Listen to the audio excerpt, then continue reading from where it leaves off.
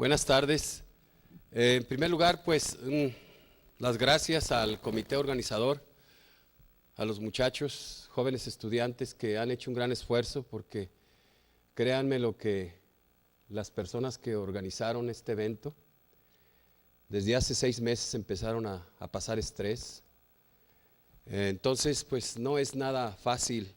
No deje tan oscuro dele un poquito de luz al auditorio, por favor. Eso, para ver en las caras, a ver qué les parece, ¿no? Porque a lo mejor se duermen. Entonces, muchas gracias al comité organizador. Y como ustedes pueden ver esta primera imagen, voy a hablar durante 40 minutos, que tomen bien el tiempo para no pasar y respetar el tiempo de los ponentes que me siguen. Voy a hablar de lo que ha pasado durante 25 años con esta enfermedad. Quizás muchos de ustedes nacieron con esta enfermedad, algunos otros, bueno, pues ya nos tocó vivirla en plena vida. Yo, por ejemplo, cuando estaba haciendo ya mi residencia en infectología, empezaron a pasar estas cosas que realmente nosotros al inicio creíamos que no iba a suceder mucho, pero esto ha tomado un cauce muy importante. Han pasado muchas cosas muy interesantes. Y quizás si lo vemos ahorita retrospectivamente, ha sido muy sencillo, ¿no? Pero realmente los estragos que han vivido tanto los pacientes como los familiares, las gentes que se empeñan por los avances y descubrir algo siempre mejor para los pacientes, bueno, pues han padecido mucho. Entonces, es importante mencionar que a través del tiempo, este tema, este padecimiento ha sido una riqueza para todos los niveles de literatura, nivel popular, nivel que se escucha en las revistas populares, a nivel médico también y a nivel científico muy importante. Entonces todo esto generalmente ha generado una serie de aspectos muy importantes. Y voy a iniciar diciendo que es un padecimiento que ha afectado y ha infectado a gente muy famosa, como es este jugador de básquetbol, como lo pueden ustedes ver. A lo mejor a él no lo conocieron o no lo conocen ustedes, que se infectó a través de una transfusión de sangre. Y sobre todo, que debe de ser mucho más familiar para ustedes que para mí. Es una persona del rock. Entonces, el señor Mercury. Entonces, es importante mencionar esto porque a algunos les ha costado ya la vida, pero también es importante mencionar que a algunos los ha hecho muy famosos a través del tiempo, como es este hombre que le valió el Hombre del Año, porque fue una de las personas pioneras que trabajó mucho con los medicamentos que prácticamente vinieron a cambiar la vida de los pacientes infectados. Trabajó y empezó a andar unos medicamentos que se llaman inhibidores de proteasa, que prácticamente cambió la vida de los pacientes. A muchos les dio esperanzas de vida, a muchos les ha prolongado a partir de 1995 la vida a los pacientes, pero también obviamente que algunas otras personas, activistas como este personaje de la televisión que todos conocemos, gente que se ha preocupado por los pacientes en el Congreso Mundial que acaba de pasar en la ciudad de Toronto, Canadá, dio una conferencia muy importante y sobre todo mostró su interés, pero también están involucrados algunos personajes de la política, como es el expresidente Bill Clinton y el millonario más importante de todo el mundo, como este señor de las computadoras, y que gracias a esto ellos dan otra cara a la sociedad, tienen fundaciones y esto generalmente les ha valido mucho el respeto y la preocupación de todo lo que pase. También enseguida vamos a analizar lo que es el aspecto científico y paso a paso lo que ha ocurrido con este padecimiento. Algunos de ustedes todavía no lo vivieron, pero este es uno de los reportes más impactantes que existen, dentro de donde se publican las primeras escritos en relación a un padecimiento nuevo que se presentaba en un grupo de pacientes con características muy especiales que eran homosexuales. Al principio, con una neumonía que es propia de la gente que tiene las defensas bajas, como el paciente anciano, el paciente con cáncer, y posteriormente algunos de estos pacientes desarrollaron un cáncer de las mucosas y de la piel que se llama sarcoma de Kaposi. Entonces, todo esto generalmente marcó un impacto, ¿verdad? Y en los países, por ejemplo, como en los Estados Unidos, generalmente empezó a analizarse como una enfermedad misteriosa y lo describieron algunos de ellos como un síndrome asociado a los gays. Entonces, todo esto generalmente motivó una serie de controversias, empezó a poner estigma a este tipo de gentes, a los homosexuales. Entonces, a través de esto han ocurrido cosas fantásticas, se ha acumulado una gran cantidad de información. Mucha de esta, bueno, y algunos de nosotros ya no la dan procesada, y prácticamente este concepto de que cuántos pacientes se han reportado desde 1981 a la fecha, bueno, pues es fácil decir, y podríamos decir que casi son 40 millones, quizás en términos así generales, podríamos analizar 40.0 millones, de los cuales, si ustedes se fijan, hay adultos la mayor parte, pero empieza este grupo a poder avanzar y empezar a ganarle a la estadística, las mujeres, y finalmente este grupo que son los pequeños. Luego, si nosotros analizamos esto por frecuencia, vemos que las infecciones que sucedieron en 2005, vean ustedes solo 4 puntos, promedio de 3.4 a 6.2, adultos y menores. Pero también viene a ocupar una de las primeras causas en países como África de muerte. En los Estados Unidos y quizás en algunos otros países es la causa número 10 de muerte. Claro, esto generalmente, si ustedes se fijan, la tendencia ha sido sorprendente. Y vean ustedes también esta población joven de 15 a 49 años que generalmente está subiendo, principalmente en aquellos países donde todavía hay mucha pobreza y donde no han llegado aún los medicamentos. Si nosotros medimos este padecimiento por porcentajes, hay algunas áreas en el mundo donde su población podríamos decir que podría llegar del 15 al 34% de sus habitantes. Y estamos hablando en países, por ejemplo, del continente africano, donde es un padecimiento tan común, muy común en toda esta área.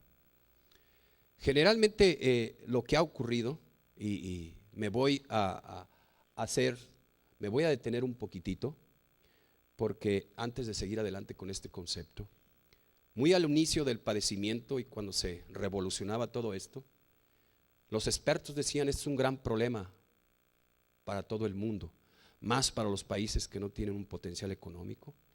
Y también en Estados Unidos empezaron a hacer algunas conclusiones, pero generalmente ha sido favorable. Este es un proceso que a través de los años ha ganado un terreno muy importante y un respeto muy grande, de tal manera que se han conjuntado asociaciones de gente muy potente económicamente y ha contribuido al gasto, y como ustedes pueden ver, la recolección de fondos para este padecimiento cada día sube más y más. Esto con la finalidad de que todo mundo tenga un tratamiento, tenga al alcance los medicamentos, y también parte de esto se destina para hacer todo esto. Obviamente que esto no nada más ha involucrado para el manejo de los pacientes, sino también le ha dado vida a la gente científica y a la que está trabajando.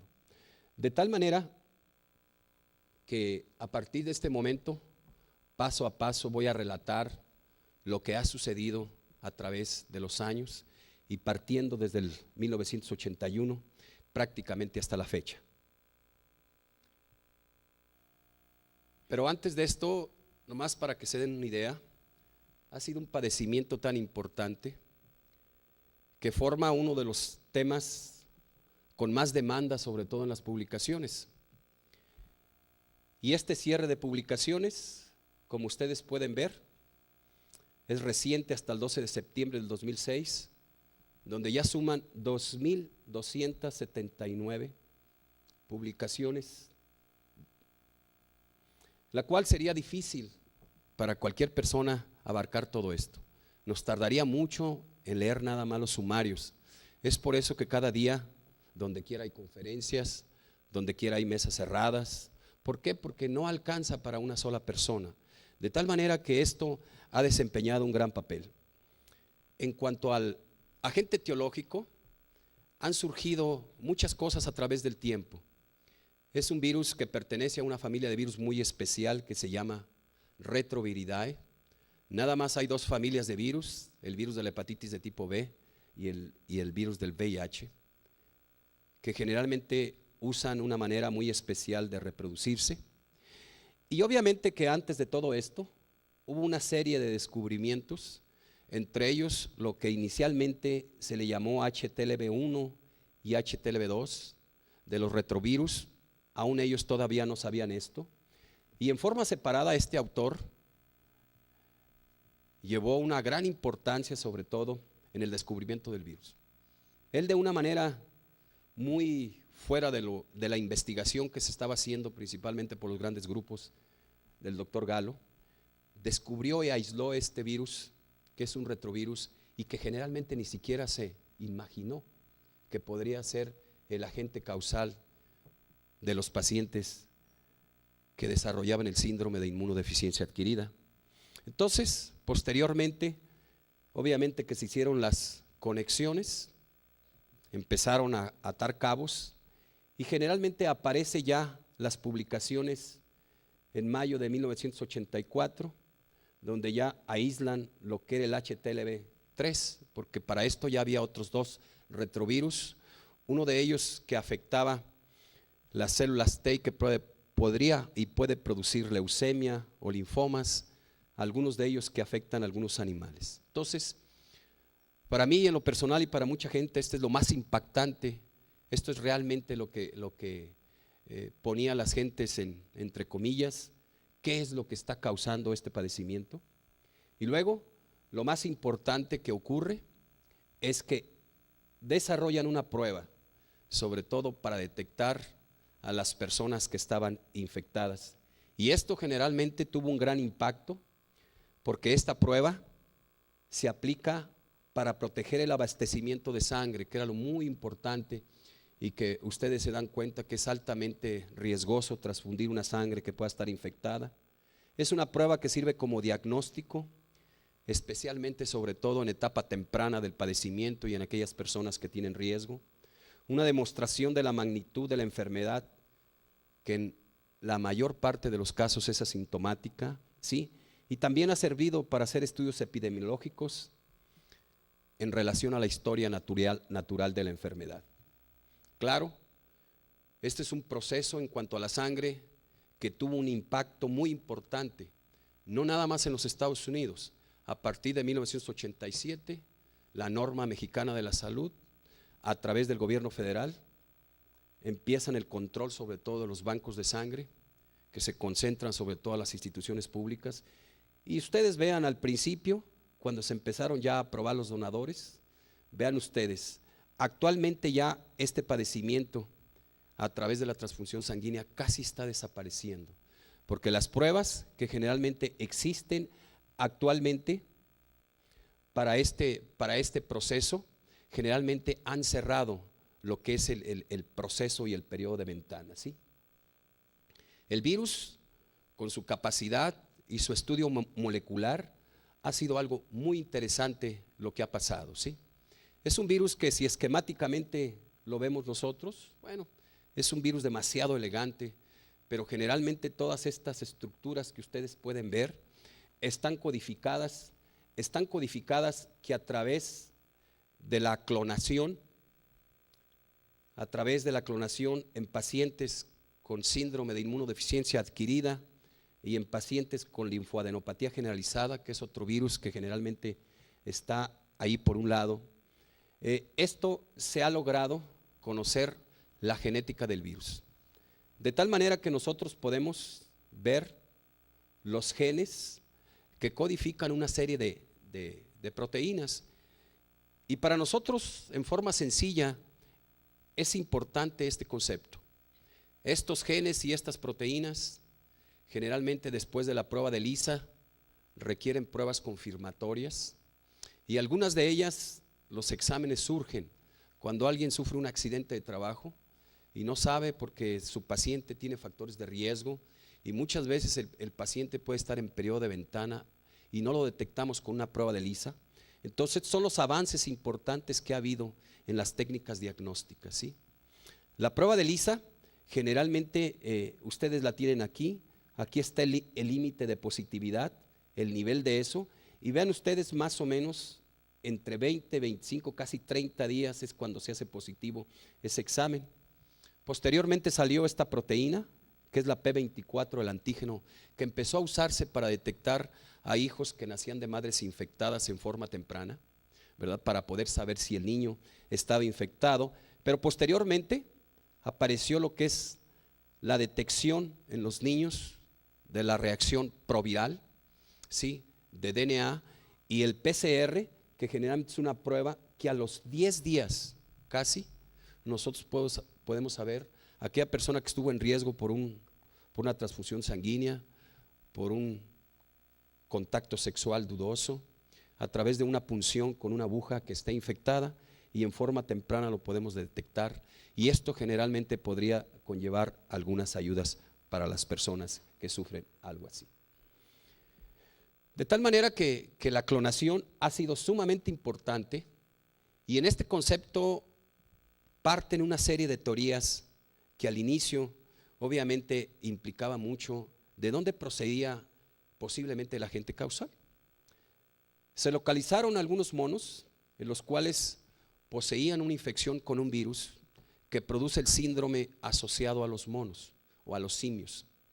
Generalmente esto es lo que ha motivado, y prácticamente si nosotros nos remontamos un poquito después y analizamos algunos padecimientos muy importantes como la fiebre hemorrágica del virus de Ebola de Marburg, vemos que los virus a través de los años se han adaptado a las personas, y en la actualidad ese virus es capaz de transmitirse, como ya todos sabemos, de persona a persona.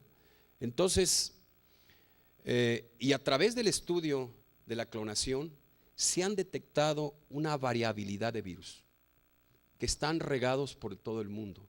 Obviamente que el cuadro clínico no varía de un subtipo a otro subtipo, pero sí varía mucho, que algunos de ellos pueden estar concentrados, principalmente esto que hay en África, aquí en América, donde nosotros, y prácticamente es el virus que a nosotros nos infecta. Entonces esto es, y me adelanto un poquito, lo que dificulta un poquito la vacuna y lo que realmente han batallado la ciencia en este momento. Entonces, el virus es una partícula muy, pero muy, muy importante. Y algunas otras cosas, regrésale, Claudio.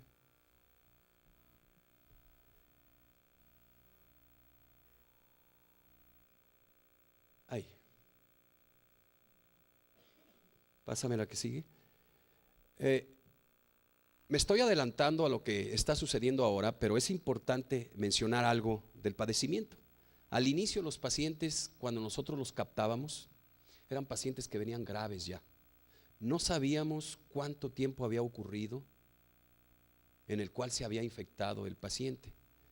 Pero a partir de que empezaron a hacer exámenes especiales, ya específicamente para las células que infecta el virus, detectaron dos cosas muy importantes: que los pacientes se mueren en una fase inicial, lo que se llama síndrome retroviral agudo, donde prácticamente el mecanismo de defensa y los virus paralelamente suben inmensamente. Al inicio la enfermedad es controlada por nuestro sistema de defensa, baja la carga viral en un tanto mucho, ¿verdad? Y logra contener la reproducción del virus. Los pacientes pueden entrar, si no pasó esto, en una fase de latencia que puede durar de 1 hasta 7 y 8 años sin tratamiento los pacientes. Entonces, la mayor parte de los pacientes en su momento, actualmente con los exámenes que existen, sabemos y podemos concluir qué evolución del padecimiento tiene. Y déjenme decirles, en el Hospital General, cuando atendíamos a los pacientes, son pacientes que llegan con una cantidad de células muy por abajo de límites normales, 20 o 30 células. Una persona se dice que entra en una fase crítica cuando tiene ya menos de 500 CD4.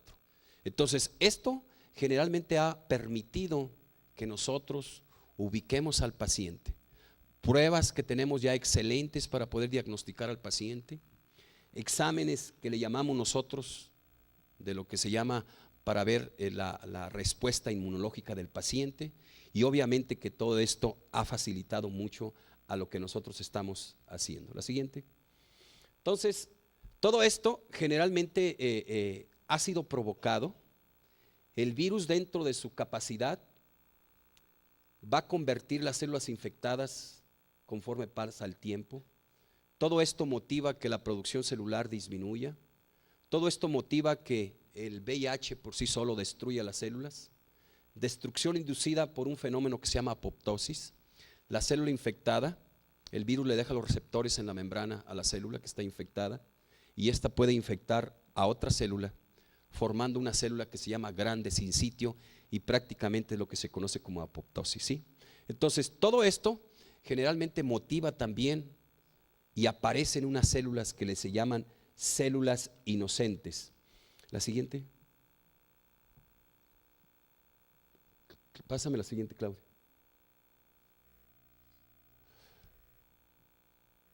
Entonces, aquí esto es muy importante porque el virus, a través del tiempo, y esto ha sido un avance excelente, porque de esta manera ahorita ya prácticamente en lo que son las clases de la Escuela de Medicina, todos los estudiantes saben que el virus usa unos receptores de las células que infecta. La siguiente. Entonces, estos son los receptores en forma esquemática. Primero tenemos un CD4, que es muy importante, y luego tenemos correceptores como este que está aquí, CCR5.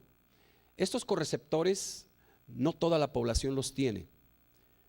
Hay un tipo de gente de afroamericanos que algunos les llaman homocigotes y otros heterocigotes, de tal manera que en este momento podemos hacer nosotros 3 grupos de personas que podrían ser susceptibles. Aquellas personas que poseen todos los receptores y que se infectan y desarrollan el síndrome de inmunodeficiencia adquirida. Luego tenemos aquellas personas que son heterocigotas, donde nada más tienen uno de los receptores, se infectan pero no desarrollan la enfermedad, y aquellas personas que no tienen los correceptores, CCR5. Entonces, estas personas generalmente pueden o no desarrollar el padecimiento, pero sí pueden transmitir la enfermedad a otros pacientes. La siguiente. Entonces, el virus es como una cosa mágica. Si nosotros tratamos de esquematizarlo, tiene una entrada, penetra todo lo que es su ácido nucleico, que recuerdan ustedes que es un RNA, y que a través de una enzima reversa transcriptasa convierte su RNA en DNA para adaptarse al DNA de la célula, el núcleo de la célula. Y esto es algo muy importante porque parece una cosa de fantasía, pero todo esto urge. Una vez que se integra, cambia totalmente la maquinaria de la célula y empieza a producir fragmentos del virus, sobre todo el centro del virus, que posteriormente empiezan a salir en el citoplasma, y finalmente se hace lo que se llama el nucleocápside, y finalmente la membrana, el virus la agarra de la membrana celular donde secó sus receptores cuando entró inicialmente. Las células blanco son los linfocitos CD4, de los cuales se desprende una variabilidad de cosas, pero lo más importante es que entre los linfocitos hay aquellos que les llaman población celular longeva, que son pocos. Parte también un grupo de células que pueden estar infectados. De esta reproducción de los linfocitos, el promedio de vida puede ser aproximadamente de 2 días. Algunos de ellos se van a convertirse en células infectadas defectuosas, las cuales no tienen mayor trascendencia, ¿sí? Y algunos otros pueden convertirse en procesos latentes de infectados. La siguiente. Y por eso es que es muy importante este concepto que voy a mencionar. La siguiente. Cuando uno trata a un paciente Y cuando el tratamiento es excelente, nosotros podemos decir, y a pesar del buen tratamiento, todavía hasta la fecha, no ha habido un paciente que se cure. Son pacientes que mejoran. Y si uno le mide la carga viral, esta puede ser por abajo y a veces no detectable. Entonces, este autor generalmente hizo una cosa muy importante. Aquellas personas, aquellos pacientes que tenían cantidad de virus indetectable, les suspendió el tratamiento. ¿Sí? Entonces, su sorpresa, después de que lo suspendió, un tiempo no muy largo, vio que otra vez los virus subieron masivamente. ¿Sí? Entonces, los pacientes están condenados totalmente para toda la vida. La siguiente. Entonces, pásame la siguiente, creo que allá había una atrás, por favor, ¿sí?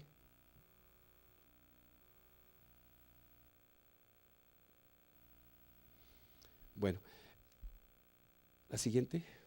Entonces, generalmente nosotros también hemos aprendido mucho de que estos pacientes no mueren del VIH. Hemos aprendido que la mayor parte de estos pacientes va a morir por infecciones oportunistas. Infecciones oportunistas que afectan órganos blancos muy importantes como el cerebro, que incluye los patógenos que ustedes están viendo ahí, toxoplasma, meningitis por hongos oportunistas, como podría ser criptococos también, pero pueden incluir algunos otros patógenos. El pulmón muy importante, lo que son las infecciones de la piel, las infecciones del aparato digestivo también, los genitales, principalmente en la mujer, las infecciones por el virus que causa el cáncer cérvico-uterino, que es el virus del papiloma. La siguiente.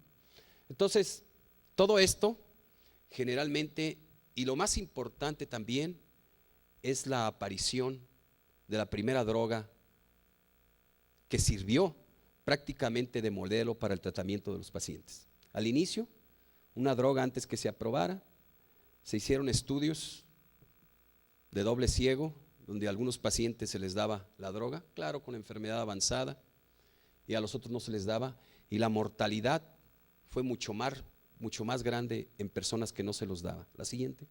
Entonces, de esta manera, al inicio, nosotros teníamos lo que era la monoterapia en 1987. Los pacientes mejoraban un tiempecito, pero su carga viral otra vez volvía a cifras muy por arriba de lo que esperamos. Luego cayó una nueva esperanza, salieron otras drogas y empezó a usarse la terapia con 2 drogas. ¿Sí? Entonces los pacientes, obviamente, si ustedes pueden ver ahí, la curva de los virus por logaritmos empezaron a bajar. Pero realmente lo que vino a salvar a los pacientes cuando empezaron la aparición de la triple terapia, y aquí incluimos ya drogas que inhiben la proteasa del virus. Y esto prácticamente vino a cambiar totalmente. Pero valga la pena mencionar que este primer esfuerzo por el descubrimiento de esta droga, ácido timidina, fue muy importante y es una de las piedras angulares. Es como cuando hablamos de tuberculosis y decimos de isoniazida, ¿verdad? Es una de las piedras angulares. La siguiente. Entonces, de tal manera que nosotros, a través del tratamiento del virus, tenemos que regresar a la anatomía del virus, como cuando revisamos la anatomía de la bacteria. Es muy importante porque hay blancos muy especiales para que las drogas puedan tener efecto. De tal manera que nosotros tenemos en la actualidad grupos de drogas como inhibidores de proteasa, que es algo que actúa ya cuando el virus se va a ensamblar, inhibidores de la maduración muy importantes, algunos de ellos muy modernos que voy a mencionarlos ahorita, y luego aquellos iniciales pioneros que inhiben la reversa transcriptasa, donde el virus transforma a través de la enzima el RNA en el DNA de la célula. La siguiente. Entonces la lista es muy grande si ustedes se fijan. Algunos de estos medicamentos en un gran porcentaje ya presentan resistencia hacia el tratamiento. Hay algunos de reciente aparición, como los inhibidores de fusión, T20, que se le conoce comercialmente. Son drogas demasiado caras y que no están al alcance de lo que pudiéramos tener nosotros. Y lo más importante, la siguiente, es que también ha habido un avance increíble en cuestión de la cantidad de píldoras que había que darle al paciente al inicio. Entonces, a medida que ha pasado el tiempo, y esto ocurre con los inhibidores de proteasa, que ya hay algunos de ellos en la actualidad que pueden usarse como una sola tableta al día, lo que alienta a los pacientes. Esto también es transmitido a lo que son los análogos de los nucleósidos y análogos de los nucleótidos también, que la combinación de todos de ellos, tenemos pacientes con 4 tabletas al día, como es la tuberculosis actualmente, y esto generalmente es un gran avance. La siguiente. Entonces, todo esto, la terapia, ha traído muchos beneficios, la siguiente, muchos beneficios para todos los pacientes.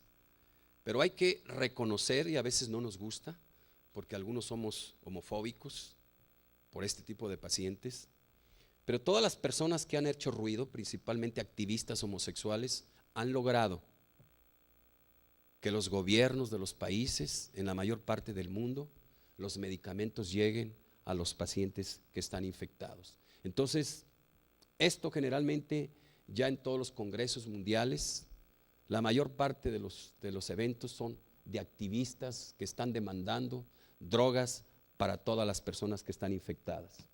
Entonces, podríamos nosotros hacer un balance, un sumario, donde en diciembre del 2002 había 300,000 personas con antirretrovirales. En diciembre del 2005, 1,3 millones de personas con antirretrovirales, ¿sí? De tal manera que los antirretrovirales previnieron la enfermedad en todos estos grupos, ¿sí? Entonces, pero todavía, en forma global podemos decir que 1 de cada 5 personas con necesidad de recibir antirretrovirales nada más está recibiendo tratamiento. México es uno de los países que ha sobresalido en torno a esto, de cubrir. Los medicamentos actualmente son gratuitos para todas las personas que están infectadas. Muy al inicio empezamos nosotros con la población de niños y embarazadas, donde el tratamiento era gratuito. Claro, el Instituto Mexicano, por tener más recursos, era el que principalmente tenía la cobertura. La Secretaría de Salud, vean ustedes, empezó en forma progresiva y el copete de estas barras era la gente que no tenía tratamiento. Y vean ustedes, para el 2003 prácticamente toda nuestra población está cubierta. La siguiente. Y este es un panorama de lo que está pasando mundialmente. Para no hacerla muy larga, podemos decir nosotros, aquí está lo que es América y el Caribe, donde les mencionaba que el 75% de sus pacientes que están infectados están recibiendo la terapia. Pero mundialmente, si nosotros lo analizamos, vean ustedes, de toda esta cantidad de millones probables que existen de VIH, que podríamos llegar casi a los 70, así en términos generales, solamente el 24% están recibiendo el tratamiento. Entonces, generalmente para combatir esto, obviamente que hay 2 cosas muy importantes. Primero, usar el tratamiento, pero la prevención es definitivamente una de las piedras angulares, ¿sí? Por eso es que no voy a hablar de todo esto, pero la educación va a ser algo muy fundamental. Modifica conductas, modifica comportamientos sexuales en todos los grupos, modifica conductas sobre todo en las gentes que se mueven en el medio hospitalario. Han aprendido barreras de protección muy importantes, a no recapuchar agujas, cosas tan sencillas, y sobre todo ha modificado muy importantemente las conductas sexuales. La siguiente, pero algo que vale la pena mencionar, sobre todo lo que se ha modificado mucho, la interrupción de la transmisión de las madres que están infectadas con VIH al producto. Entonces, de tal manera que esto generalmente cambió lo que decíamos a ustedes, la primera droga. Este es uno de los artículos clásicos, estudios 076, donde a las mujeres se les empezó a dar esta droga única, ¿sí? Y vieron que empezó a bajar el porcentaje de nacimientos de madres infectadas en forma importante. Esto ha tenido una repercusión muy grande y hay algunos lugares donde el porcentaje no ha llegado a 0, pero por ejemplo en Estados Unidos estamos hablando quizás de números muy escasos de niños infectados. También, obviamente, si ustedes pueden ver, al inicio había niños infectados, cada día disminuyen más. La siguiente. En nuestro país, obviamente que no se ha quedado atrás. Creo que esto es también algo muy halagador para México, donde se ha puesto también la camiseta, y vean ustedes, la transmisión de la madre al producto también va en descenso, en forma importante. Porque cuando nosotros detectamos una mujer embarazada que está infectada, podemos iniciar tratamiento después de los 3 meses del embarazo, ¿sí? Hay pruebas rápidas que nos permiten, aquellas que no tienen exámenes prenatales y que llegan a dar luz a los hospitales, pruebas rápidas donde podemos detectar si la paciente está infectada o no, sobre todo para darle drogas al producto. Y cuando la mujer está en trabajo de parto, podemos usar drogas, por ejemplo, como la nevirapina, que tarda mucho en eliminarse y puede disminuir mucho el porcentaje de pacientes. De tal manera también que obviamente que los sistemas de protección, la educación va a modificar mucho esto, pero todavía se siguen manejando muchos mitos donde el hombre no acepta usar barreras de protección, la mujer difícilmente puede defenderse, y en países sobre todo con una crisis económica muy grande, sobre todo cuando menos se recomiendan algunas sustancias que puedan usarse en forma tópica para poder disminuir la transmisión. Obviamente que hay muchos factores que van a predisponer el tener una enfermedad de transmisión sexual previamente. Entonces, todo esto generalmente ha habido una gran controversia, pero lo más importante, algunas personas dicen, bueno, la abstinencia podría ser un factor importante para poder evitar la transmisión. Pero acuérdense ustedes que nosotros estamos en una zona fronteriza donde existe mucho la violación y el ataque sobre todo a las mujeres jóvenes, y a veces son productos de embarazos no deseables y a veces son infectadas con este virus. La siguiente. Entonces, todo esto podemos decir que la educación y modificación de las conductas van a ser básicas para esto todo. Hay que interrumpir la transmisión de la madre al producto, ¿sí? Y generalmente algunos aspectos que se recomienda, sobre todo la circuncisión, se ha comprobado, y algo que está muy de moda en este momento, sobre todo facilita la transmisión sobre todo del virus. Y luego, finalmente, lo que a lo mejor queremos escuchar todos, ¿qué hay de las vacunas? La siguiente. Entonces, sabemos nosotros que el 90% de los padecimientos virales, el cuerpo los resuelve. Nuestro sistema inmune generalmente resuelve todo este tipo de problemas. Entonces, pero cuando una persona está infectada con VIH, ocurren cosas muy interesantes. Hay una respuesta inmune natural al VIH que no le sirve de nada, ¿sí? Podemos encontrar niveles altos de anticuerpos que no van a servir de nada.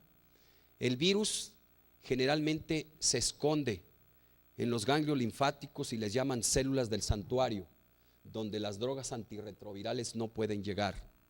Es lo que pasaba el autor que suspendió todos los medicamentos. Semanas después vio que otras veces sus pacientes se fueron con una carga viral muy alta, ¿sí? De tal manera que este virus tiene una característica, le pega y ataca al sistema inmune del cuerpo. Lo que es la inmunidad celular, que es muy importante para nosotros, para la tuberculosis, las infecciones intracelulares, protozoarios y algunos otros muy importantes, ¿sí? Y otra de las cosas muy importantes, que dentro del mismo paciente, con el mismo subtipo de tipo B, existe una gran variedad de virus que molecularmente son diferentes y se les llaman cuasiespecies. Todavía esto generalmente ha hecho más difícil en un momento dado. De tal manera que aunque nos enfrentamos con obstáculos muy grandes, pero muy grandes, que incluyen lo que son limitantes como dinero, el darle más énfasis a todo lo que son los aspectos científicos en el desarrollo pues, de la vacuna, esto prácticamente va a quedar transformado como retos de tipo científico. La siguiente. Entonces, dos cosas muy importantes, tres, que se engargolan aquí, lo que es la prevención muy importante, el tratamiento y el cuidado de estos pacientes. La siguiente. Finalmente, voy a resumir en un minuto todo lo que hemos revisado aquí con ustedes. Estamos adquiriendo aquí lo que es los primeros casos que se describen en la ciudad de Nueva York, con neumonía por Pneumocystis carini, homosexuales, con sarcoma de Kaposi, clasifican la enfermedad en homosexuales como un síndrome de inmunodeficiencia adquirida. Viene el descubrimiento del virus del HTLV3, que actualmente se llama VIH, aclarando que hay VIH-2 y de linfoadenopatía generalizada. Empiezan a brotar en algunas áreas y continentes del mundo, como África, donde detectan algunos pacientes también. Aquí vienen las primeras pruebas diagnósticas en el 85, la detección de anticuerpos y las pruebas que se autorizan ya para su uso, ¿sí? Entonces, también empiezan a aparecer otros casos en otras regiones del mundo, también muy importantes. Aquí viene lo que es el descubrimiento 86-87 de un segundo virus que se llama HIV-2. Y aquí empieza la partida de los programas a través de la Organización Mundial de la Salud por todo el mundo. Y aquí, más o menos del 86, 87, la aparición de la primera droga, vienen las primeras pruebas, lo que le llaman perfiles inmunológicos para detectar la cantidad de CD4 que tiene el paciente que está infectado y los virus, ¿sí? Y luego generalmente vienen ya otras cosas mejores todavía, como las pruebas rápidas. Antes había que esperar 3 o 4 días, ahorita hay pruebas tan rápidas que en la saliva o en la sangre podemos tener el resultado en 20 minutos, y esto es lo que se está usando mucho para la mujer embarazada. Y luego vienen lo que es aquí la aparición del sistema del régimen, sobre todo para disminuir la transmisión a los pequeños, ¿sí? Empiezan a detectarse ya casos en Europa, principalmente en drogadictos, donde el número es muy importante, ¿sí? Luego hay algunas otras cosas también que han sucedido muy importante, que ya las mencioné, como es la aparición de esta fecha de lo que son las drogas inhibidores de proteasa, que prácticamente vinieron a cambiar la vida de esto, ¿sí?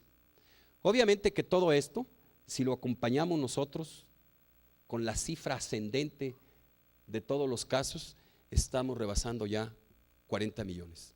Muchas gracias.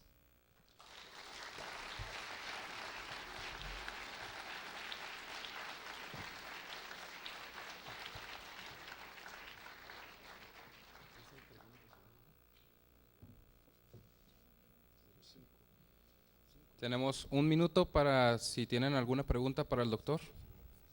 5 minutos. Perdón.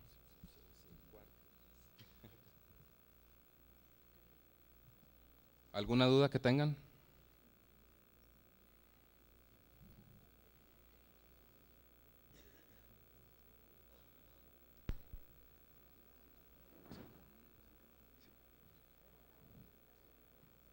La Universidad Autónoma de Ciudad Juárez, el Instituto de Ciencias Biomédicas, Programa de Médico Cirujano, otorga el presente reconocimiento al doctor José Pérez Rubalcaba por su participación como ponente en el 8º Congreso Médico Estudiantil con el tema 25 años de SIDA. Educación a la vanguardia, medicina sin fronteras, por una vida científica, por una ciencia vital.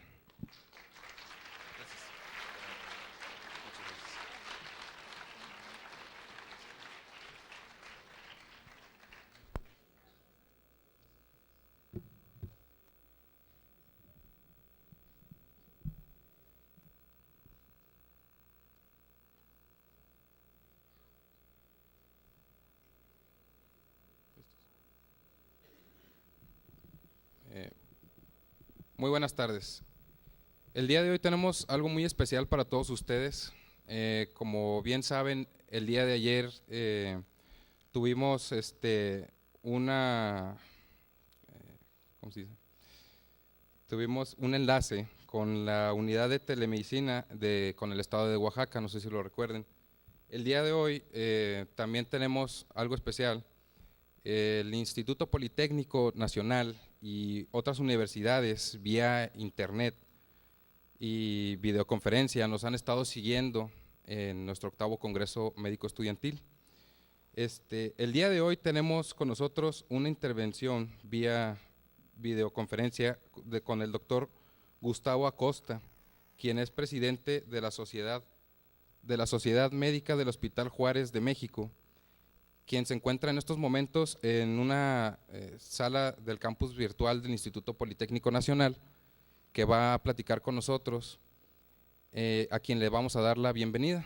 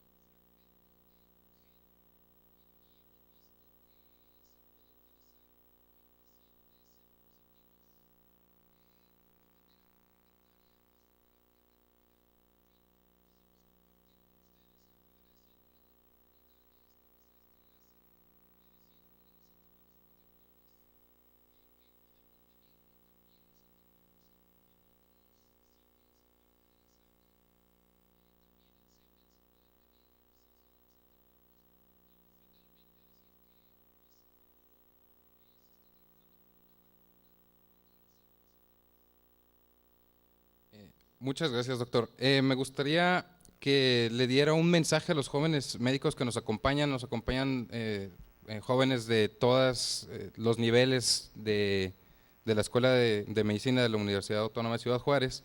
Nos gustaría que nos diera un mensaje para ellos, algo que le gustaría decirles a ellos.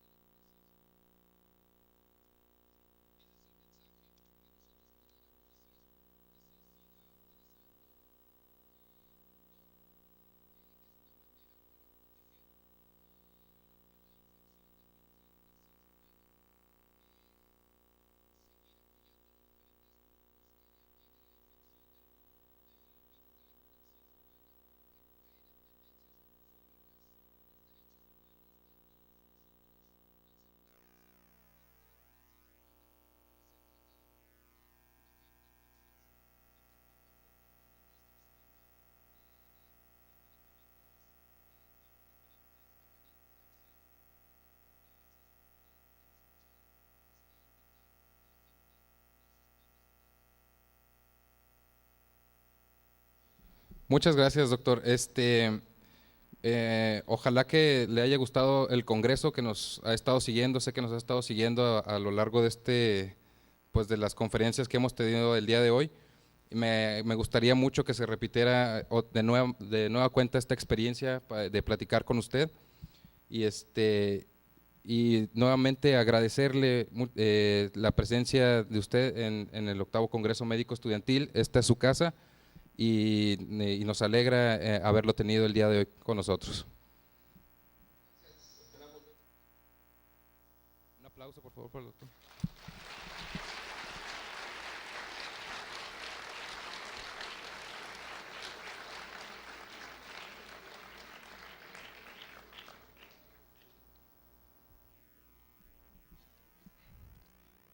A continuación vamos a seguir con nuestra programación, ¿sí?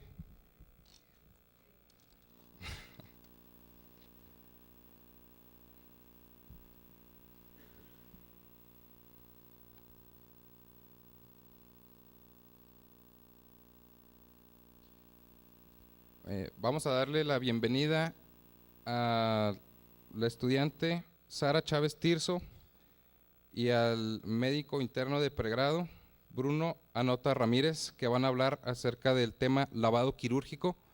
Vamos a darle un aplauso de bienvenida, por favor.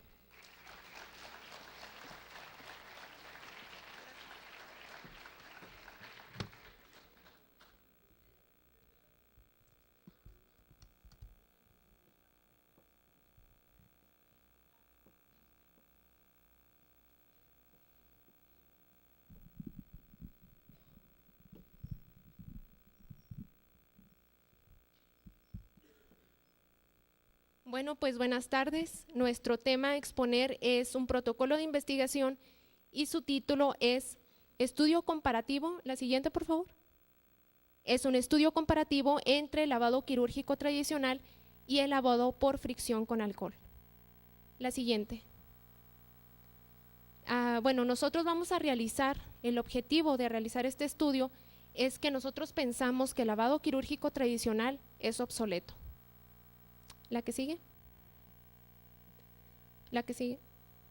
Como planteamiento del problema, primero voy a definir lo que es el lavado quirúrgico tradicional. Es el lavado antiséptico que se realiza preoperatoriamente por el personal quirúrgico para eliminar la flora transitoria y disminuir la flora residente. Para aclarar este término, este punto, la flora residente es aquellos organismos que tienen la capacidad de multiplicarse y de sobrevivir en la superficie de la piel. En cambio, la flora transitoria va a ser más bien el acúmulo de las bacterias en la superficie de la piel y no tiene capacidad para adherirse a esta, pero por el contrario es la que causa más infecciones. La siguiente. La principal característica del lavado quirúrgico de las manos es que es la técnica más sencilla y más eficaz para poder disminuir la mortalidad y morbilidad causada por una infección nosocomial. La que sigue. La infección nosocomial son las infecciones que no estaban presentes o en periodo de incubación al momento en que el paciente ingresa al hospital. Por lo tanto, todas las infecciones nosocomiales van a ser producto de la interacción que tenga el paciente con el médico. La que sigue. Las infecciones nosocomiales son un problema verdaderamente importante a nivel mundial. Por supuesto, México no es la excepción. Se dice que de unos 6.600.000 ingresos, de todos estos, un 10 al 15% van a tener una infección nosocomial. Hablando de números, unos 750.000 van a sufrir una infección. La siguiente. Pero peor aún es la mortalidad que estas infecciones van a producir. De estas 750.000 personas que sufren una infección, 45.000 van a morir. La que sigue. Por supuesto, todas las infecciones nosocomiales nos van a producir un gasto extra.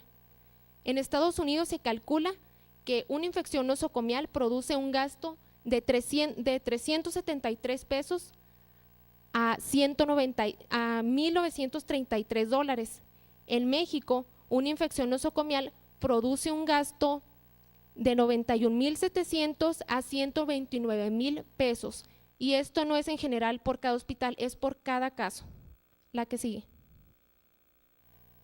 Bueno, Si ya se sabe que el lavado quirúrgico, porque ya está más que demostrado que el lavado quirúrgico es la forma más eficaz de reducir las infecciones, existe un no cumplimiento de esta técnica.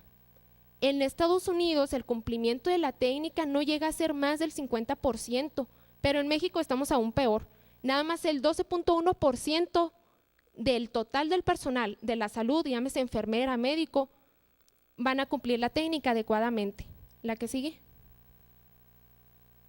Nosotros realizamos una encuesta en donde tratamos de diferenciar el por qué no se lavan las manos correctamente. Las clasificamos en variables personales y las que nos refirió el propio personal. ¿La que sigue? Entre las variables personales es que quien mejor se lava las manos y con mayor frecuencia van a ser las enfermeras, seguida de las ayudantes de enfermeras y finalmente y por desgracia quien menos se lava las manos y quien se las lava más mal van a ser los médicos. El género también va a tener que ver, se lavan mejor las manos el género femenino que el masculino. Otro, de todos los servicios que existen, quienes menos se lavan las manos son las unidades de cuidados intensivos, bueno, las personas que trabajan aquí o las personas que están en quirófano. Trabajar entre semana también fue un dato muy interesante. Se lavan mejor las manos quienes trabajan en fines de semana que los que trabajan entre semana. Y el portar guantes. Se tiene la idea errónea de que si nosotros nos ponemos guantes ya no es necesario lavarnos las manos. Sin embargo, esto es totalmente erróneo. Cuando nosotros nos lavamos las manos, obviamente no todas las bacterias se van a ir, algunas se van a quedar. Al poner nosotros el guante, lo que hace es que aumenta la temperatura y esta temperatura hace aún más permeable el medio para que las bacterias se reproduzcan. Por lo tanto, en cualquier accidente, por ejemplo, que se rompa el guante, entonces vamos a infectar el campo quirúrgico. La siguiente. Bueno, otra de las causas fueron las que nos refirieron el propio personal. Las principales fue que no se lavan las manos con una técnica correcta porque les causa irritación o les causa resequedad. Otra fue que no siempre hay los insumos necesarios, es decir, no siempre está el material. A veces no hay jabón, a veces no hay toallas, no están los cepillos con los que nos tenemos que lavar. La falta de tiempo, la desidia, sobrepoblación en el hospital. Y principalmente porque los doctores y los médicos prefieren ir a atender la cirugía y lavarse las manos nada más de una forma muy rápida y por lo tanto de una forma muy superficial. ¿La que sigue? Otra también fue usar guantes, igual que en las variables personales. El olvido, la ausencia de modelos de colegas y superiores, es decir, si una enfermera o un médico no ve que su superior se lava las manos, bueno, pues él tampoco lo tiene por qué hacer. La falta de información y la falta de guías oficiales. ¿La que sigue? Y haciendo hincapié en estos dos últimos puntos, nosotros para obtener información consultamos el buscador de literatura latinoamericana y del Caribe en ciencias de la salud. Y aquí nada más encontramos 132 referencias con la palabra lavado de manos en comparación con las que encontramos en la Biblioteca Nacional de los Estados Unidos de América, en donde encontramos 1012 referencias. Si ustedes pueden ver, es demasiado el rango de información. ¿La que sigue? Pues de estas 132 referencias que estaban en español, el 60% correspondía a referencias de Brasil, y nada más 4 eran mexicanas y nada más una hablaba sobre el lavado quirúrgico en sí y las otras 3 nos referían acerca de la importancia que tiene el lavado quirúrgico. ¿La que sigue? La falta de guías. También nosotros buscamos en la norma oficial mexicana para la prevención de las infecciones, en donde el lavado quirúrgico o el lavado de manos nada más se especifica como una medida general, pero tampoco nos propone usar tal o cual antiséptico ni cuál técnica debemos de utilizar. La que sigue. Este mismo problema lo tiene Estados Unidos, pero ellos sí publican ya desde 1955 guías acerca de cómo lavarse las manos y de qué antiséptico es el mejor. Por supuesto, esta es la única referencia que tenemos aquí en nuestro país para poder llevar a cabo un correcto lavado de las manos. La que sigue. Bueno, nosotros pensamos que independientemente de la variable que estemos hablando, sea personal o referida, el principal problema va a estar en la técnica de lavado. Y de esta técnica de lavado el problema está en el procedimiento. Y del procedimiento va a ser la sustancia que se utilice. Por eso, una de nuestras propuestas es que el alcohol es la mejor sustancia. ¿Esto por qué? La efectividad que tiene el alcohol es muy superior a la que tiene el jabón, que es lo que actualmente se utiliza en la mayoría de todos los centros hospitalarios de nuestro país. El jabón tiene nada más una efectividad del 58% en disminuir las bacterias y el alcohol tiene un 83%. Estos datos tienen un índice de confiabilidad del 0.012%, por lo tanto son bastante confiables. ¿La que sigue? Por supuesto, todas las infecciones nosocomiales es un gasto extra y si el lavado que nosotros proponemos, que es el lavado por fricción con alcohol, va a disminuir las infecciones nosocomiales en un 35%. Si lo traspolamos al costo, nos estaríamos ahorrando por cada infección nosocomial unos 40,000 pesos. ¿La que sigue? Bueno, el fundamento teórico. Primero les voy a hablar acerca de la técnica quirúrgica tradicional. ¿La que sigue? ¿La que sigue? Bueno, se utiliza el cepillo, se utiliza jabón y toallas para secar las manos y por supuesto el grifo de agua que se tenga. Se enjabonan primeramente las manos haciendo hincapié en los espacios interdigitales y en las uñas. Después se lava la parte posterior del del antebrazo hasta el codo, la que sigue. Después la parte anterior o viceversa, la que sigue. Nuevamente se hace este procedimiento con la mano contraria, la que sigue. La que sigue. Y finalmente se lavan las manos, la que sigue. La que sigue. Bueno, este procedimiento se realiza 3 veces. Una vez terminadas las 3 veces, dejamos escurriendo las manos levantadas hacia arriba para que escurra el agua y ya después de que no hay tanto exceso de agua, secamos las manos con una toalla estéril. La que sigue. ¿Cuáles son los inconvenientes que nosotros encontramos y por lo tanto son los que nosotros pensamos que la técnica ya es obsoleta? El tiempo. La que sigue. Si quieres esas, pásamelas rápido, no importa. El daño de la piel, la cantidad de agua que se utiliza, la que sigue, el costo y la efectividad, la que sigue. Desglosando cada uno de los términos, el tiempo es demasiado a veces preferimos o los médicos prefieren ir a la intervención quirúrgica antes de que tardar hasta 10 minutos, que es lo que se tarda más o menos la técnica de lavado quirúrgico tradicional. Ya se han hecho demasiados estudios, en donde indican que la utilización del cepillo ya no es necesario y además el tiempo de 10 minutos tampoco. En Estados Unidos se recomienda un lavado de 3 a 5 minutos y estudios franceses y australianos recomiendan igualmente ya no usar el cepillo y lavarse nada más de 2 a 6 minutos. La que sigue. El daño que se produce a la piel. Nosotros al estar cepillando la piel estamos produciendo microtraumatismos y esto hace que se pierdan algunos constituyentes de la piel que funcionan como barrera. Por lo tanto, las pequeñas bacterias que se quedan pueden multiplicarse mejor. Además que el cepillo fragmenta estas bacterias y las dispersa. La que sigue. Las reacciones alérgicas también fueron un dato muy importante. En el momento de la encuesta, 25% de las personas tenía una reacción o una dermatitis y el 85% tenía una historia de ya haber sufrido un proceso de dermatitis o alérgico. La que sigue. Las reacciones alérgicas más referidas fueron la resequedad, la sensación urente, la sensación áspera, los eritemas, el escaldor y las fisuras. La que sigue. La cantidad de agua. El lavado quirúrgico tradicional es la misma técnica que se usaba ya desde 1400. A lo mejor en aquel tiempo no era tan importante la utilización de agua, pero creo que ahora en nuestros días lo más importante, cualquier técnica que utilicemos, el ahorrar agua, nos trae muchos beneficios.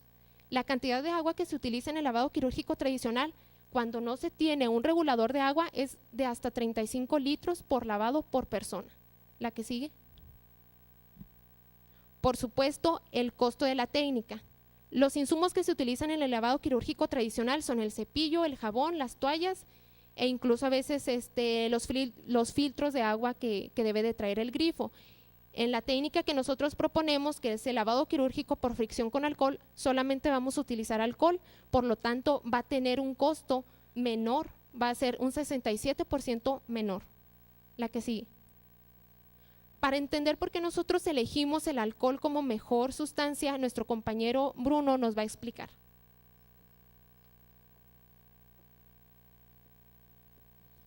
Buenas tardes.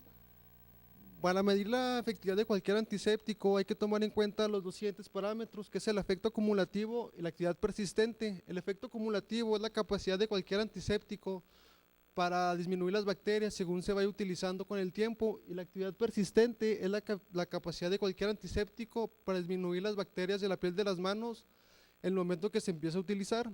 En este caso, la actividad persistente del jabón es baja en comparada con el alcohol, pero el efecto acumulativo es parecida en los dos casos, en el caso de jabón y alcohol. La que sigue, por favor.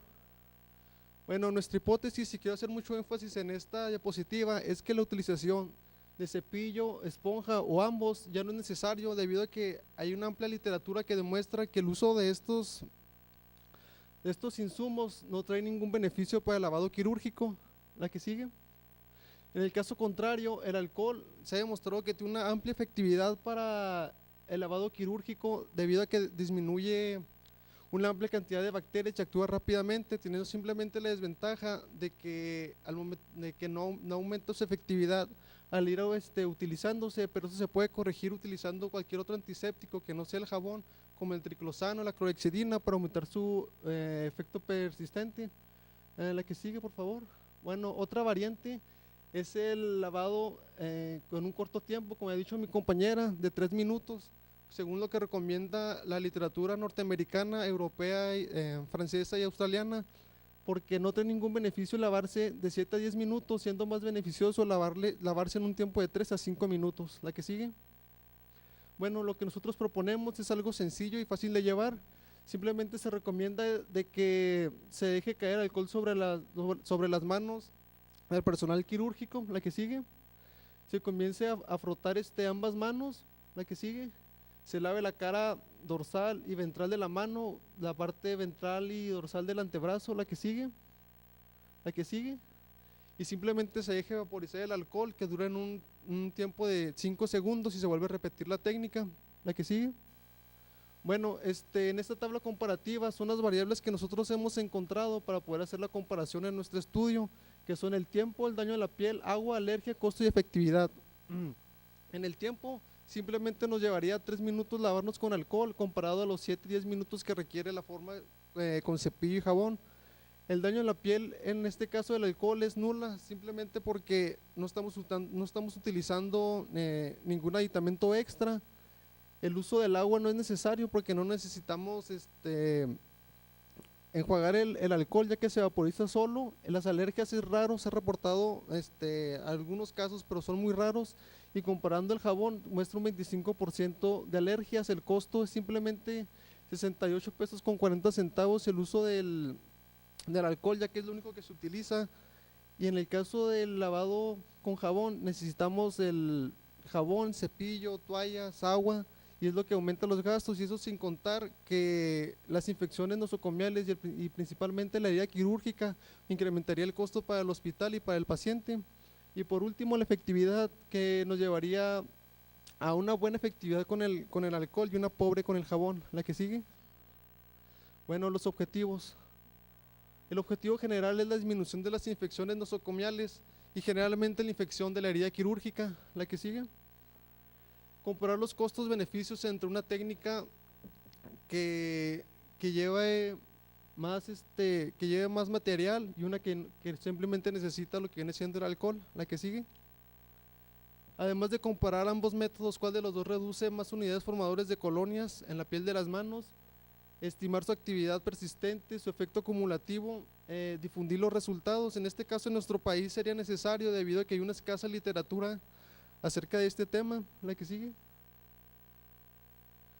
Además de comparar nuestros resultados ya con la literatura extranjera mencionada anteriormente, promover la capacitación para el personal para que comience la utilización de esta técnica. Caray. Bueno, el adiestramiento en el lavado de… ¿Otra para atrás?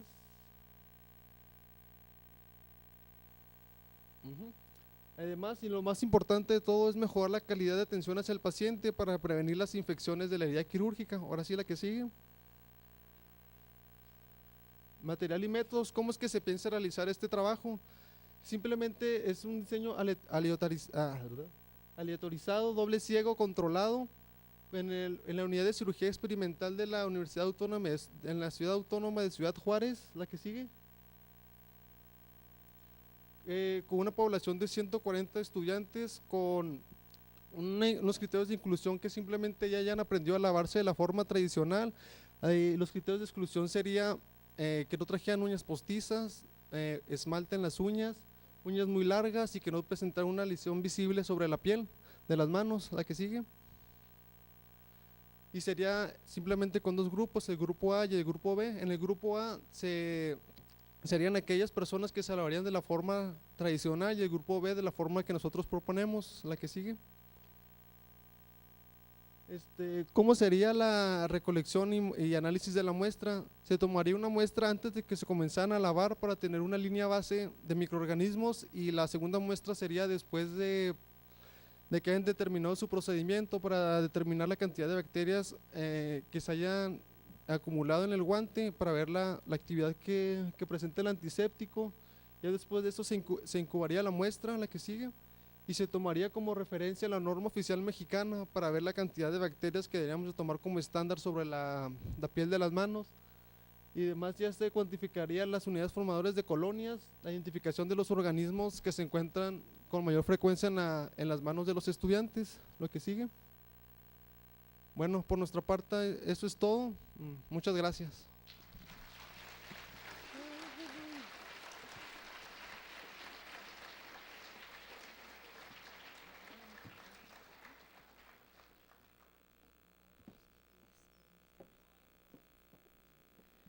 El 8º Congreso Médico Estudiantil, la Universidad Autónoma de Ciudad Juárez, el Instituto de Ciencias Biomédicas y el Programa de Médico Cirujano otorgan el presente reconocimiento a Sara Chávez Tirso y al médico interno Bruno Anota Ramírez por su participación con el tema lavado quirúrgico. Educación a la vanguardia, medicina sin fronteras, por una vida científica, por una ciencia vital.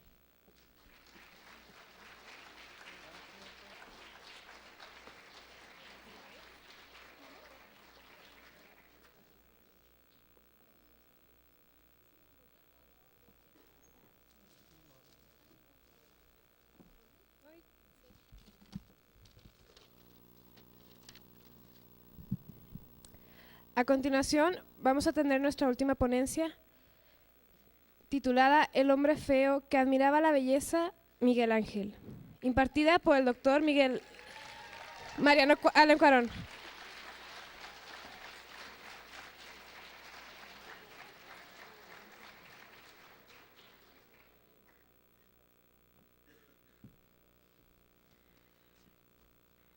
Pues muchísimas gracias por la invitación. Siempre me invitan a hablar de cosas culturales, nadie me invita a hablar de patologías. Se me hace que me están mandando un mensaje ahí cifrado diciendo, ¿no? Como patólogo, quién sabe, pero les agradezco muchísimo. Vamos a hablar de un tema interesante. Lo escogió el grupo de hematología, que ojalá estén aquí, ¿verdad? Porque si no… Y vamos a hablar acerca de Miguel Ángel, este señor. Hay en la historia de la humanidad, hay personajes, hay individuos cuya presencia es tan fuerte cuando están ellos allí, que parecen dar vida a todo lo que están ahí a su alrededor. Aquí tenemos uno, el doctor Hugo Steines. Es una de esas personas que le dan entusiasmo a todo lo que está cerca de ellos. Y hay otras personas como que se escabullen, como que se esconden de la vida. Y teniendo también un gran talento, parece que se escabullen, que no están, brillan, pero brillan por su ausencia esas personas. Uno de ellos es Miguel Ángel. Miguel Ángel es una persona de este tipo, callado, con una personalidad rara, misteriosa, pero que parece ser que acumulan tanta energía en su organismo, en su interior, en su espíritu, que de repente les explota esto y salen cosas maravillosas que cambian por completo la vida de todas las personas. Este es uno de ellos. La siguiente, por favor, ¿no lo puedo cambiar de aquí? No. Este es Miguel Ángel Buonarroti. Le he titulado esta conferencia El hombre feo que amaba la belleza, porque mírenlo, está feíto el pobre, está bastante feo. La siguiente, por favor. Pero este señor fue pintor, fue poeta, fue un admirable dibujante, fue arquitecto y escultor. Y ha sido considerado como la cumbre insuperable de todas las artes. La siguiente, por favor. Nació aquí en Caprese, nació en este lugar, todavía existe su casa ahí está en Caprese.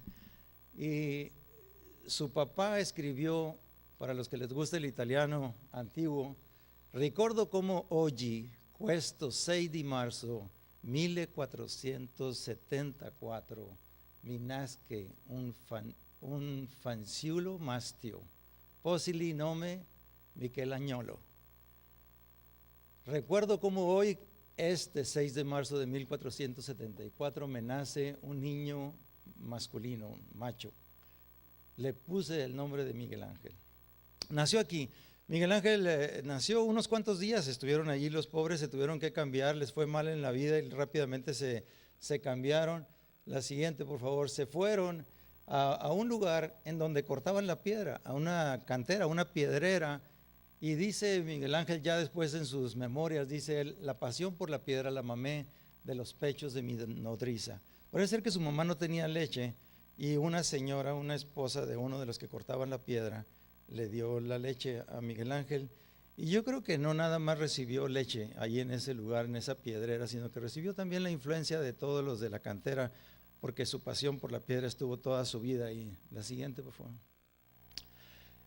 Se cambiaron a la ciudad de Florencia, un lugar muy bueno para el que tiene la capacidad de pintar o del arte, y se fueron para allá y llegó a la escuela de Ghirlandaio, muy famoso este maestro a la edad de 12 años, llega a esa escuela. Ghirlandaio lo descubrió en una escuela primaria y después lo llevó para allá con él.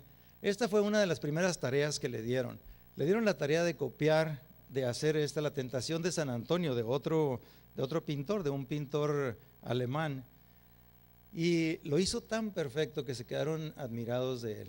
Le empezaron a dar luego sus clases un poquito mejor. A él no le gustó mucho la pintura, rápidamente cambió, se fue de esa escuela, inclusive se cambió, no le gustaba la pintura y se fue a hacer la escultura, que es lo que más le fascinaba. La siguiente, por favor. Llegó a esta ciudad, en Florencia, a la escuela de Lorenzo el Magnífico. Lorenzo el Magnífico es uno de los Médicis.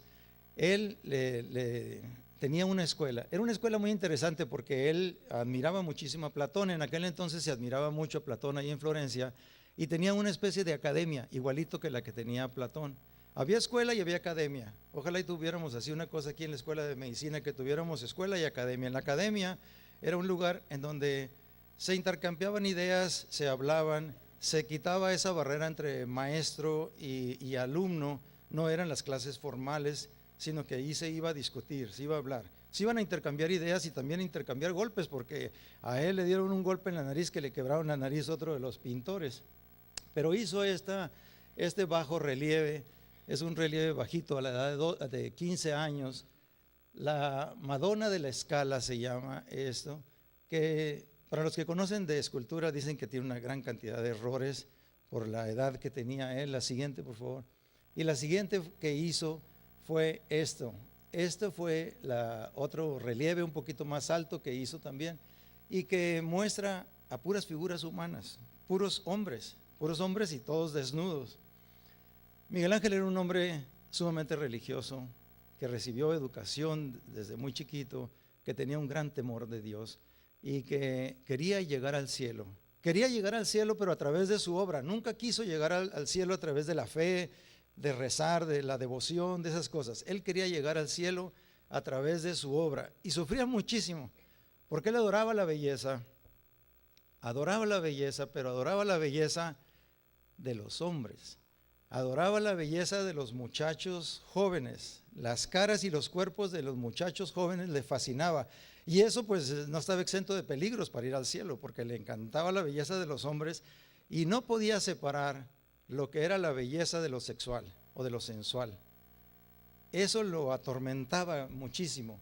La siguiente, por favor. Fíjense, por ejemplo, les doy de otros autores. Rafael, por ejemplo, considera que la belleza era promesa de felicidad.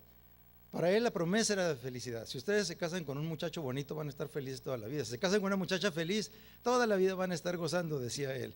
Es promesa de felicidad la belleza. La siguiente. Leonardo decía que la belleza era un profundo misterio. Él no sabía por qué había gente bonita y gente fea. Y había cosas bonitas y cosas feas en este mundo. Lo atribuía a Dios también, pero lo veía como un profundo misterio el ser bello. La siguiente. Para los florentinos de aquel entonces, que todos eran platónicos, ¿verdad? La belleza era el impulso al amor. Era el principio creativo por excelencia. Nacemos por el amor, por la belleza. La siguiente. Y sin embargo, para el pobrecito de Miguel Ángel, la belleza era tormento y era angustia moral, porque adoraba la belleza de los jóvenes. La siguiente. Hizo este Baco, él lo hizo ahí y se admiró. Lorenzo el Magnífico, que era el rey ahí, digamos, se admiró tanto que lo invitó a vivir a su casa, y él vivió en la casa de él y conoció a sus hijos y comía con ellos y vivía con ellos. Estuvo un tiempecito ahí, desgraciadamente Lorenzo el Magnífico murió muy joven, a la edad de 44 años, y se quedó solo. Pero fue a Roma un día, mandado por Florencia, lo mandaban para allá, y estando en Roma empezaron a descubrir esto, que es una estatua griega. No es de él esta cosa, es una cosa griega. Le fascinó ver esta cosa, le fascinó cuando vio esto. Vio esto porque él siempre había hecho y había visto las estatuas así como esta, así de frente. Este señor está todo torcido. Los movimientos que tiene esta estatua fueron admirables. Los hijos de él, este señor era pues como un brujo que estaba ahí en Troya. ¿Se acuerdan cuando el caballo de Troya llegó ahí? Lo pusieron ahí el caballo de Troya y le dijeron a los troyanos que era un regalo, que abrieran la puerta. Estaba todo lleno de soldados adentro, pero este señor les dijo: no lo abran. Algo hay allí en esa cosa. Esto es un truco, no lo vayan a abrir. Y entonces dice que salieron unas serpientes del mar y lo agarraron y lo envolvieron y se lo llevaron. Esta es la historia de Laocoon. Cuando vio esto, la anatomía tan perfecta que tiene este individuo y las formas que tienen, la dinámica que hay en esta cosa, se enamoró de esto. Y se enamoró más de su escultura que hacía. Y esto parece ser que lo influyó en todas sus obras. La siguiente. Era tormento moral el desnudo para él, y era lo que más le fascinaba, era lo que más le encantaba. Decía: el cuerpo humano desnudo, así como emerge de las manos del Creador, es expresión de la belleza divina. Él estaba pensando. Se muere este señor que era su mecenas, su patrocinador, y entonces él no le quedó más que irse a una iglesia del Santo Espíritu, en donde estuvo haciendo disecciones de anatomía. Hizo bastantes disecciones ahí para estudiar anatomía, y agradecido con los monjes que le dieron la oportunidad de hacer esas disecciones. La siguiente. Les hizo un Cristo, este Cristo que está tallado en madera, que los pobres monjes, cuando lo van viendo desnudo, dijeron: pero ¿qué vamos a hacer? Lo vamos a poner en el altar, enfrente en el altar. ¿Cómo lo pone usted así desnudo?, le dijeron a él. Y le dijo: él no está desnudo. Pero si está desnudísimo, está vestido, le dijo, está vestido con la hermosa vestimenta de su desnudez. Y miren qué cosa tan preciosa, realmente está bonito, está bonito. Y dice: el cuerpo humano desnudo, así como emerge de las manos del Creador, es expresión de la belleza divina, y su contemplación lleva inexorablemente a Dios. A la edad de 17 años hizo este Cristo, que es un poquito más grande, de tamaño normal, de una persona normal. La siguiente. Se acordaba Miguel Ángel de esto cosa, Modeló Yahvé Dios al hombre de arcilla y sopló en su nariz y se le dio vida. Creó pues Dios al ser humano a imagen suya y nace desnudo. La siguiente, y entonces dice él, yo hago con mi piedra estas cosas. Dice, la escultura está ya presente dentro de la piedra, desde antes ya está ahí dentro de la piedra. La tarea del escultor es simplemente extraerla. Yo la saco, pero cuando sale, sale desnudo, dice él. No sale con pantalones ni nada, sale desnudo. ¿Cómo lo voy a poder vestir yo si así lo siento, así lo hace? La siguiente. Bueno, vamos a hablar de algunas de estas. Florencia, un país chiquitito, una república pequeñita, siendo siempre amenazada por el imperio romano grandísimo, no tenía ejército y la única manera que se defendía de los romanos era con su gente. Era un lugar donde había una gran cantidad de individuos sumamente educados, había cantidad de escultores, había arquitectos, se ve esto, y cuando lo amenazaban para a la ciudad, les decían, espérenme y yo les mando un pintor. Bueno, nos mandas un pintor, nos mandas un arquitecto, nos mandas esto, y así se defendía Florencia del gigante aquel. Lo mandaron al pobrecito de él, lo mandaron a la edad de 24 años, porque lo mandó llamar el cardenal Jean Villers Laugraulas, a que le hiciera una piedad, para su tumba. La hizo a una altura de 174 centímetros, una base de 195 centímetros, está ahorita en la Basílica de San Pedro, ahí en Roma, y es la única escultura que está firmada por Miguel Ángel. La hizo en un año aproximadamente, empezó a los 23 años, a los 24 años la terminó, no obstante que se tardó 3 meses en Carrara buscando este mármol, hasta que encontró un mármol de mucha calidad, lo transportó hacia Roma y ahí hizo la piedad.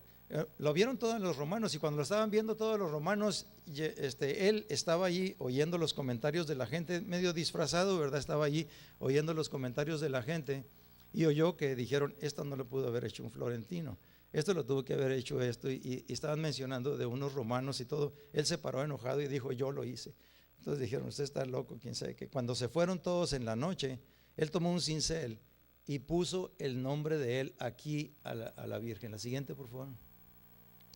Es la única estatua de Miguel Ángel que está firmada en donde dice Miguel Ángel, aquí así, Buonarroti, Florentino, hasta eso le puso, nada de romano, Florentino, como diciendo yo soy de Juárez, aquí así, es la única que está firmada. La siguiente, por favor.